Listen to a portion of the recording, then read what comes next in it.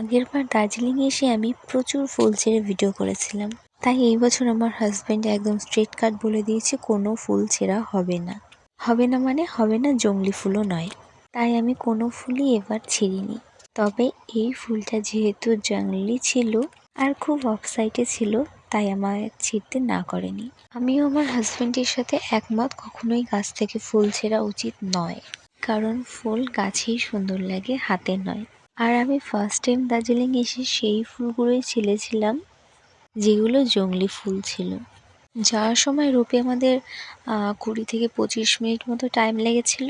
আমরা ভেবেছিলাম হয়তো রূপ থেকে যাওয়ার সময় একবারে রিটার্ন করে ফিরবো, কিন্তু ওখানে গিয়ে দেখলাম রোপগুলো দাঁড় করিয়ে রেখে ওখানে যেসব ধাবা বা রেস্টুরেন্ট আছে সেখানে কেউ কিছু খেলে খাচ্ছে বা ভিডিও করছে, যাই করছে।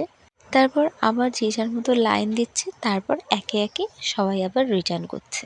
তো সেই মতো আমরাও দাঁড়িয়ে পড়লাম। আমরাও বেশ কিছু ছবি ভিডিও তুলে নিয়েছিলাম, যেগুলো আমি সবার শেষে শেয়ার করে দেবো।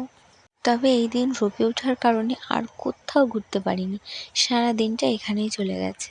রোপে চড়তে বেশি একটা টাইম লাগেনি, কিন্তু টিকিট কেটে লাইন দাঁড়াতেই যা টাইম লেগেছে। আমার ওঠার আগে ফার্স্ট একটু ভয় পাচ্ছিলাম, কারণ অনেকটা নিচু দিয়ে যাচ্ছিল, মানে উঁচু থেকে নিচুতে নামছিল।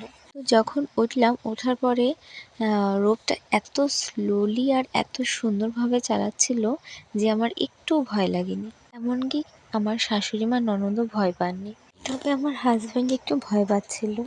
তবে এখানে ছবিগুলো না জাস্ট অসাধারণ এসেছিল।